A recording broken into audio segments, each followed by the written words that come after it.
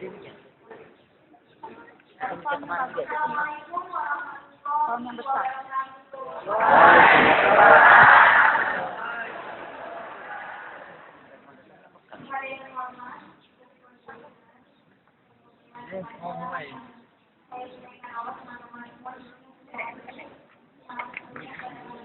Iya, siang sore.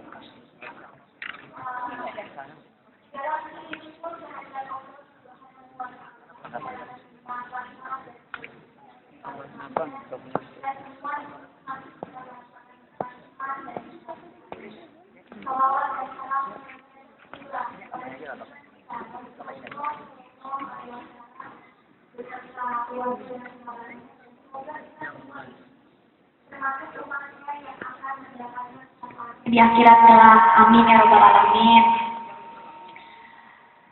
Hadirin semua yang dirahmati oleh Allah, hari ini saya diberi amanah untuk berbagi, ya.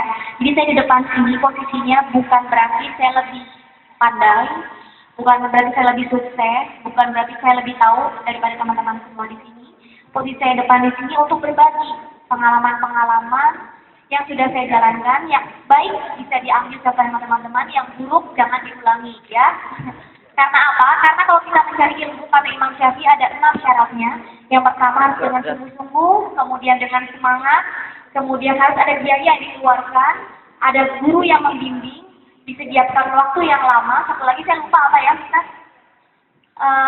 Ada 6 syarat untuk menggapai ilmu. Satu lagi saya lupa, harusnya ada 6. Cerdas.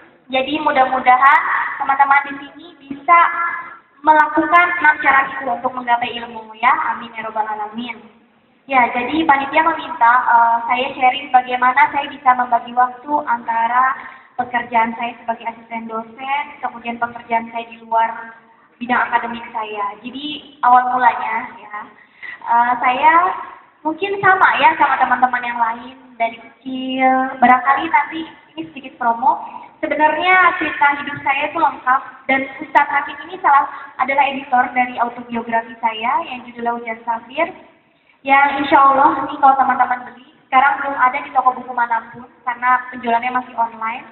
5% dari harga buku 79.000 plus 100% royalti saya sebagai penulis akan digunakan untuk pembangunan pabrik roti di kota Aleppo, Syria. Jadi kalau teman-teman beli buku ini, teman-teman tidak hanya mendapatkan kisah hidup saya, tapi teman-teman pun insya Allah menanam saham surga. Karena apa? Karena di Syria daging kucing sudah halal untuk dimakan. Saking krisis pangannya di sana, begitu. Ya, kembali lagi dari pengalaman saya. Jadi sebenarnya saya membaca sebuah buku, judulnya Terapi Berpikir Positif, karya Dr. Ibrahim El-Fiqi.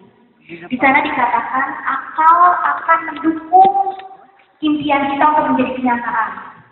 Di situ diceritakan berdasarkan fakta, ada salah satu pasien beliau, dia tidak punya uang, tapi dia punya mimpi bahwa dia akan menciptakan atau akan membuat sebuah restoran. Mudah-mudahan teman-teman ini bisa mengambil hikmah dari cerita ini. Dia sudah bikin flyer, dia sudah sebar undangan ke kolega-koleganya untuk hadir dalam pembukaan restorannya. Kemudian Dr. Ibrahim nanya, restoran seperti apa yang ingin kamu bangun? Dia ceritakan spesifikasi restorannya, menunya apa aja. Terus Dr. Ibrahim bertanya lagi, memangnya kamu punya uang sebanyak itu untuk membangun restoran itu? Loh, dokter, bukannya dokter yang mengatakan kepada kami semua bahwa kami harus berpikir positif. Dan kami harus yakin, meskipun kami tidak punya modal. Lihat saja contohnya, ada McDonald's, dia bikin resepnya ditolak di mana-mana, resepnya nggak diterima sama hampir ratusan dari toko makanan, dia tidak terima. Tapi dia tetap berhasil kan, kayak gitu. Terus yang kedua, Thomas Alva Edison, hampir 1000 kali dia melakukan percobaan sehingga bisa membuat bohlam lampu. Dan saya pun ingin mengambil hikmah dari pelajaran orang-orang tersebut. Dr. Ibrahim El-Fiqi hanya bisa diam dan ingin tahu seperti apa hasilnya. Setelah itu beliau berpergian ke Amerika, sampai beliau tidak mengikuti perkembangan selanjutnya. Dan beliau pulang, beliau penasaran nih, gimana lancar nggak pembukaan restorannya. Ternyata teman-teman semua, dengan akal kita yang berpikir positif, bisa kita sinergikan cerita ini bahwa berpikir positif itu berarti kita percaya dengan keberadaan Allah. Allah tidak akan membiarkan kita sendiri, dan kita yakin dengan ayat bahwa pertolongan Allah amatlah dekat. Itulah arti berpikir positif. Dia bertanya gimana? Ternyata pembukaannya sangat sukses. Dia bisa membangun restoran yang sangat megah. Padahal dia nggak punya modal. Bisa saja dia ditolak sama bank, tapi ternyata bank menerima pinjaman dia. Jadi artinya kita ingin sukses, kita harus membenahi pikiran kita terlebih dahulu. Apakah selama ini sebenarnya kita sudah bisa sukses? Tapi sebenarnya kitalah yang membentengi kesuksesan kita. Kitalah yang menghambat gerakan kita untuk mencapai tujuan kita. Karena kan setan mengganggu kita dengan 3 cara. Yang pertama, ntar aja deh gitu ya. Ntar aja deh, masih panjang waktunya, saya masih muda, ntar aja memulai sesuatu yang baru, memulai sesuatu yang inovasi berbeda dengan teman-teman saya, ntar aja. Yang kedua, caranya, ya saya masih baik kok daripada teman-teman saya, masih banyak yang jelek daripada saya, ngapain saya berubah jadi lebih baik, gini aja dia udah cukup gitu. Yang ketiga, apalagi ya, pokoknya itu ya, 2 itu.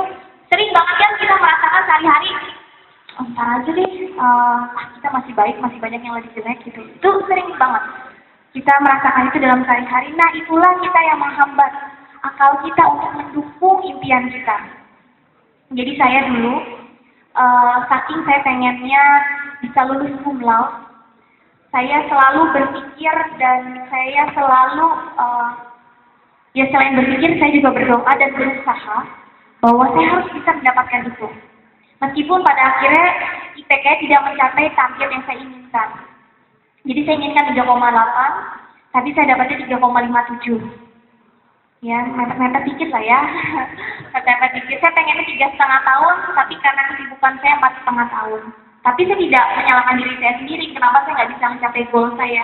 Saya sudah sangat bersyukur bisa lulus seperti itu, karena saya tidak hanya menjalankan peran saya sebagai mahasiswa, tapi saya juga menjalankan peran saya di luar peran saya sebagai mahasiswa, yaitu pekerja entertainment.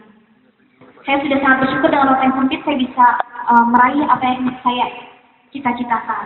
Jadi saat itu saya tempel nih, di depan muka saya ada dinding, kalau saya bangun ngadep ke kiri itu ada dinding.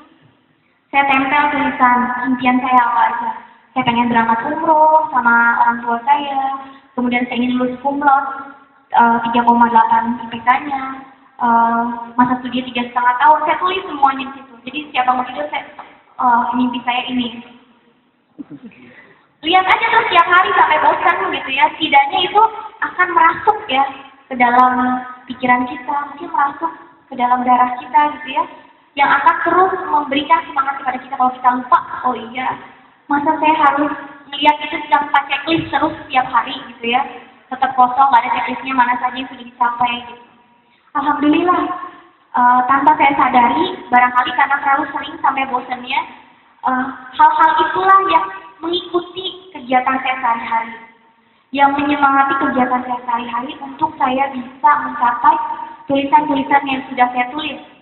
Itu. Kemudian masih banyak lagi mimpi saya yang lain, dan memang tidak semuanya bisa dicapai dalam waktu yang bersamaan. Satu persatu, perlahan-perlahan, satu persatu sudah mulai ditekniskan. Berarti akhirnya sudah bisa mencapai itu. Begitu juga teman-teman di sini. Harus bisa mempunyai, intinya apa ya? Pertama, niat ya. Kalau kita niatnya, setiap bangun tidur ya, niatkan, jangan malu bangun tidur, aduh, kuliah lagi, masuk jam 7 lagi, tugas lagi, ketemu dosen yang killer lagi, gimana bisa hari itu menjadi hari yang indah? Niatkan bangun tidur gitu ya, niat kita untuk bertebaran di bumi Allah dengan menebar bermanfaatan. Kalau kita meyakini bahwa kita sebagai khalifah itu artinya kita pemimpin kan, pemimpin itu berarti harus merepresentasikan apa yang ingin disebarkan. Kita, Allah turunkan di sini, kalau Rumi mengatakan bahwa kita adalah instrumen Allah. Artinya apa? Kita perpanjangan tangan Allah. Kalau kita ingin menjadi khalifah berarti tidak kita, ya memang kita tidak sempurna Rasulullah, tapi setidaknya kita menebar kemanfaatan dengan nilai-nilai yang ada di dalam Islam itu sendiri. Kalau kita sudah tahu itu, kita sebagai pemimpin, syaratnya pemimpin apa sih?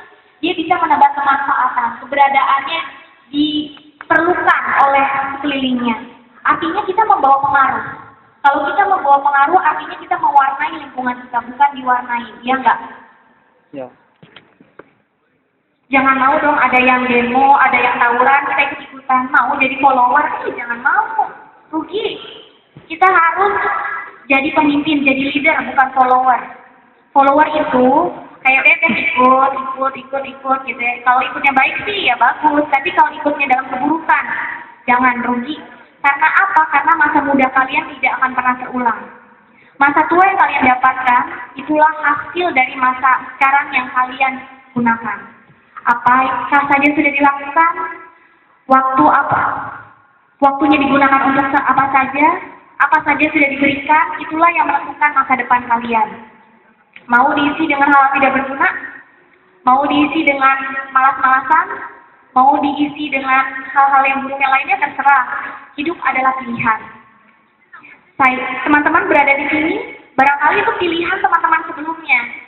Oh, saya datang ke seminar ini karena saya ingin bertemu Ustaz Haki. Mudah-mudahan saya bisa mendapatkan semangat untuk menjadi mahasiswa berprestasi. Caranya kayak apa aja?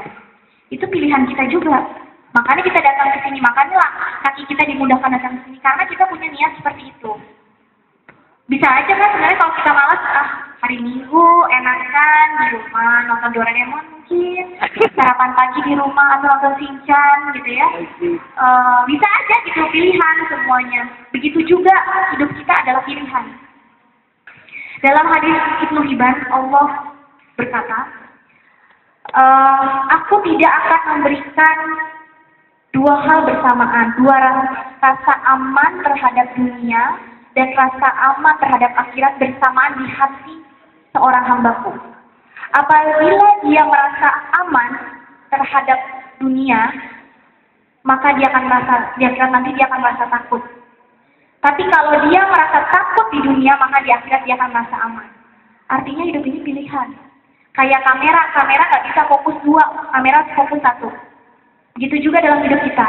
Kalau kita ingin sukses, kita harus mengkerucutkan keinginan kita seperti apa. Misalnya, kita ingin menjadi ustadz atau ustazah yang bisa masuk ke segala golongan. Hanya sekedar itu pengen aja? Enggak kan? Itu kita udah bikin pilihan. Tapi kan untuk membuktikan pilihan itu harus ada langkah dipersiapkan. Artinya, sekarang dikasih kesempatan kuliah di sini, dimanfaatkan sebaik-baiknya. Karena tidak akan terulang, umur kita terus bertambah, waktu tidak akan pernah berputar kembali. Masa iya ada orang yang tua, tiba-tiba karena kebanyakan nonton kan ada mesin waktu, balik lagi jadi bayi, atau balik lagi jadi anak SD, nggak ada, itu bohong, ngayalan. Yang ada, waktu tidak pernah terulang.